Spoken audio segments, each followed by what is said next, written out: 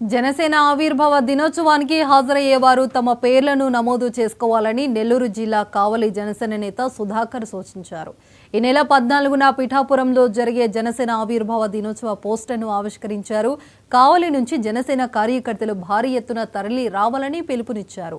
జనసేన అధికారంలోకి వచ్చిన తర్వాత జరుగుతున్న తొలి ఆవిర్భావ దినోత్సవమైనందున ఎంతో ప్రాధాన్యత ఉందన్నారు. జనసేన అధినేత పవన్ కళ్యాణ్ చేసే దిశానిర్దేశానికి అనుగుణంగా భవిష్యత్తు కార్యాచరణ ఉంటుందన్నారు. ఆవిర్భావ దినోత్సవానికి కావలి నుంచి ప్రత్యేక బస్సులను ఏర్పాట్లు చేసినట్లు తెలిపారు. భారీ సంఖ్యలో జన సైనికులు, వీర మహిళలు ఆవిర్భావ పోస్టర్ ఆవిష్కరణ కార్యక్రమంలో పాల్గొన్నారు. ఈ కార్యక్రమంలో జనసేన నేత సుధీర్, ఐటీ కోఆర్డినేటర్ పసుపులేటి బాలు, వీర మహిళలు పాల్గొన్నారు.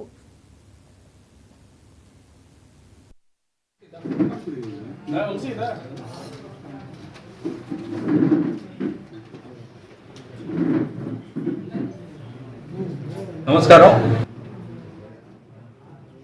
ముఖ్యంగా మీడియా మిత్రులకి, ఇక్కడ విచ్చేసినటువంటి జనసేన పార్టీ నాయకులకి, జన సైనికులకి, వీర మహిళలకి పేరు పేరున ధన్యవాదాలు తెలుపుకుంటున్నాం.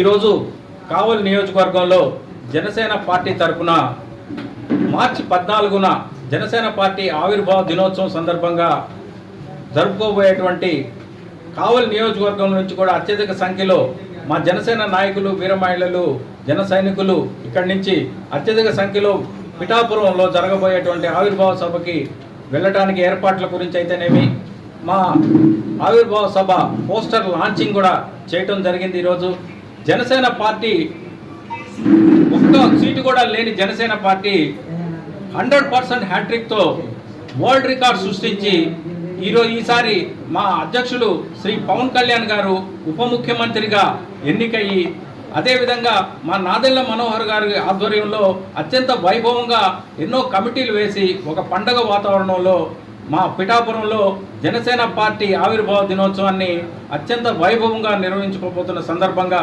కావలి నియోజకవర్గం తరపున కూడా ఎంతోమంది ఔత్సాహికులు, ఎంతోమంది అభిమానులు, జనసేన కార్యకర్తలు, జనసేన నాయకులు, వీర మహిళలు ముందుకు వచ్చి మేము వస్తామన్నట్టు ఎంతో ఉత్సాహంగా రావడం జరుగుతుంది.